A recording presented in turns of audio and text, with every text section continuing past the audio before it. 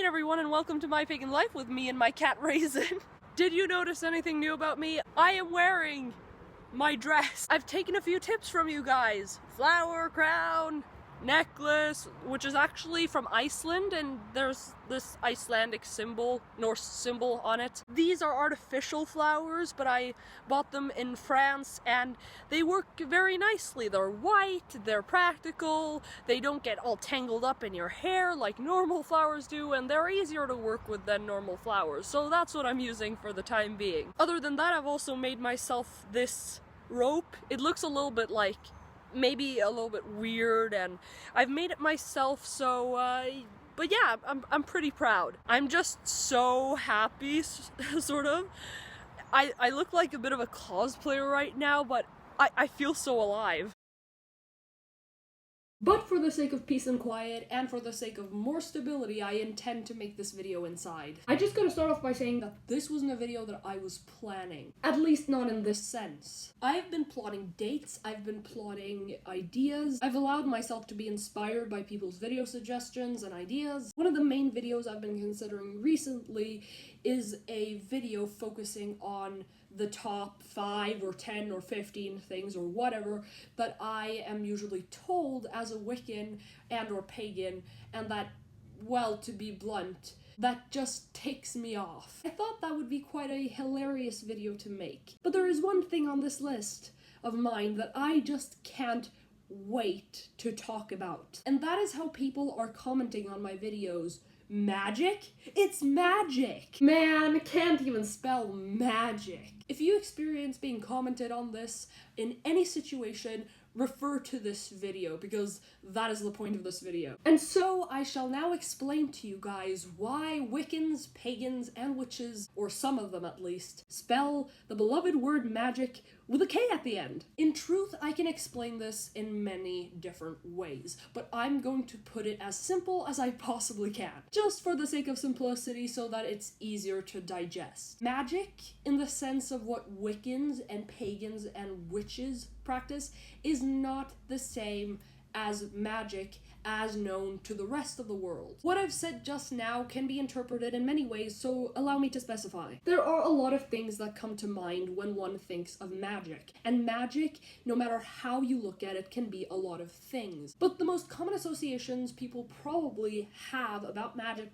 around the world, or in certain societies or in different societies, is magic wands or staffs that shoot energy beams or light, witches flying on brooms, or just performance magic, like a magician going up on stage and showing like a few cool tricks. Whether it be stage performance or Harry Potter, these are magic. If you're an outsider to Wicca, paganism, and witchcraft, and or a newcomer or beginner, I probably hit the nail pretty much on the head. And there are more associations people have with magic. It is that it's extravagant most of the time, it's supernatural, and most of all, it doesn't exist. You're right to assume so, because that is how most of us use the term magic. But when you encounter a Wiccan, a pagan, or a witch, or anyone that practices the sort of magic that these groups do, you're encountered with a different definition of magic. Magic, as Wiccans, pagans, and witches practice it, is a manipulation of energy. And what I mean by this is that many of us believe that the world consists of a unifying life source, or this energy that keeps and binds the world together. We believe that this energy exists in every creature, every object, everything that there is in the world and the natural world. There is a reason why Wiccan, witches, and pagans consider nature holy, because there is this divine and sacred energy surging through everything there is. Many of us believe that we, through acquiring skills, can take this energy and manipulate it to our own benefit. And it is when we manipulate this energy and direct it in the way that suits us, and we use it in a way to change reality, or to change our reality and cause change in the natural world or in the world. It's what we call magic. And the problem for Wiccans is that when we use the term magic to describe the things we do in our practice that have to do with manipulation of energy and directing it in a certain way, shape, or form to other people who don't understand what that entails and means, we get accused of a lot of weird things. Like in believing things that are extravagant, supernatural, and that certainly don't exist. And even from hearing my explanation of the actual magic that Wiccans, witches, and pagans are referring to, you may still argue that, well, that's not possible to, manipulate energy in the sense that you're talking about. It's perfectly fine to argue about that and to argue that. But the point is that a lot of Wiccans and pagans and witches feel the need to distinguish and to differentiate between these terms so that there isn't unnecessary misunderstanding. As for the spelling itself, it was Aleister Crowley who created this spelling with a K at the end. This question was asked in a thread, and the question was obviously, why do people spell magic with a K at the end? Like, why do Wiccans and witches and pagans do this? Tahuti Reincarnate wrote this in 2011. Aleister Crowley created the spelling, not just to separate it from stage magic, but to give it a more accurate numerological meaning. It is an older English spelling of the word. Silver Dragon, who responded in 2016,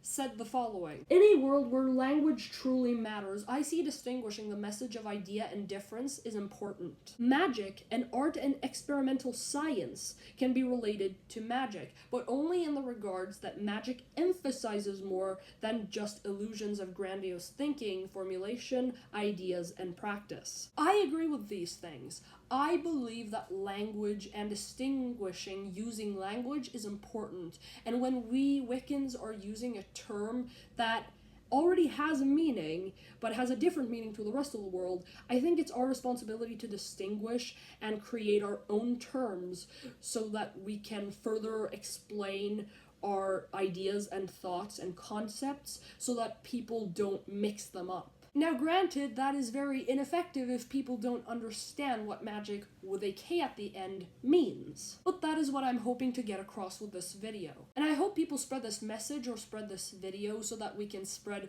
awareness about the subject, because I consider it very important that we help people understand this. With that said, I can't speak for everyone. There are actually a lot of Wiccans, pagans, and witches who prefer to not spell magic this way. And I guess that's about preference, but I personally believe, as I've already said, in the distinguishing of these terms. And I guess I can't tell people otherwise, but I personally oppose the use of simply magic when it comes to Wicca, paganism, and witchcraft magic, because it does cause a lot of misunderstanding. And if you do use K at the end of magic, people will start questioning, well, why do you use K at the end of magic?